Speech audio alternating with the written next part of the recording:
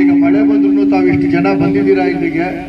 ಇವಾಗ ನಿಮ್ಮ ಸ್ಪಿರಿಟ್ಗೆ ಫಸ್ಟ್ ಇವಾಗ congratulations and all the best. Like you deserve a clap for yourself. ಸ್ವಲ್ಪ ಹುಡುಗರಿದ್ದೀರಾ, ಹುಡುಗಿರಿದ್ದೀರಾ, ಈ ವಯಸ್ಸಾದವರಿದ್ದೀರಾ, ಇವಾಗ ಇದು ಈ ಪ್ರತಿಯೊಬ್ಬರು ಬಂದಿದ್ದೀರಾ. ಇವಾಗ ಸುಬ್ರಹ್ಮಣ್ಯ ನಗರ ಅವರು ಇವಾಗ ಹೆಲ್ತ್ ಕಾನ್ಶಿಯಸ್ ಅಂತ ತೋರಿಸ್ತಿದ್ದೀರಾ. ಈಗ ನಾವು ಇದನ್ನ ಲೈಕ್ ಪರಿಸರ ದಿನಕ್ಕೆ ಅಂತ ಇವಾಗ ಮಾಡಿರೋ ವಾಕಥಾನ್ ಇವಾಗ ಸತೀಶ್ ಗೌಡ್ರ ಟೀಮ್ ಇಂದ.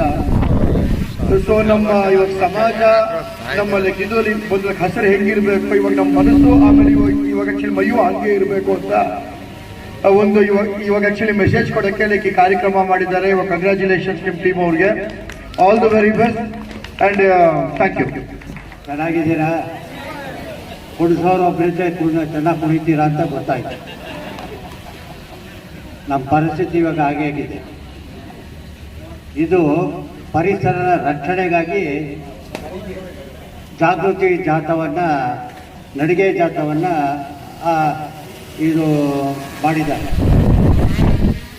ಆದರೆ ಜಾಗೃತಿ ಜಾಥವನ್ನು ನೀವು ಮಾಡ್ತಿರೋ ಅದ್ರ ಬಗ್ಗೆ ಸ್ವಲ್ಪ ನೀವು ತಿಳ್ಕೊಂಡ್ರೆ ಒಳ್ಳೆಯದು. ಇವತ್ತು ನಮ್ಮ ಪರಿಸರ ಹಾಳಾಗಿದೆ. ಅದಕ್ಕೆ ಕಾರಣ ಯಾರು? ನಾವೇ. ಬುದ್ಧಿವಂತರು, ವಿದ್ಯಾವಂತರು, ಮೇಧಾವಿಗಳು ಈ ದೇಶನ ಹಾಳು ಮಾಡ್ತಾವೆ.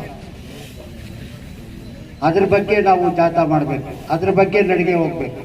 ನಿಮ್ಮ ನಡಿಗೆ ಯಾವಾಗಲೂ ಈ ಜಾತಿ ಪದ್ಧತಿಯನ್ನು ವಿರೋಧ ಮಾಡೋದ್ರಲ್ಲಿ ಇರಬೇಕು. ನಿಮ್ಮ ನಡಿಗೆ ಯಾವಾಗಲೂ ಭ್ರಷ್ಟಾಚಾರದ ವಿರುದ್ಧ ನಡಿಗೆ ನಿಮ್ಮದಾಗಿರಬೇಕು. ಇವತ್ತು ಎಲ್ಲೋ ಪ್ರಪಂಚದಲ್ಲಿ ಒಂದು ಯುದ್ಧ ಆದರೆ ಪ್ರಪಂಚದ ಮೂಲೆ ಮೂಲೆಯಲ್ಲೂ ನಾವು ಕಷ್ಟಪಡ್ತಾ ಇದ್ದೀವಿ. ಅದು ನಮ್ಗೆ ತೊಂದರೆ ಆಗ್ತಾ ಇದೆ.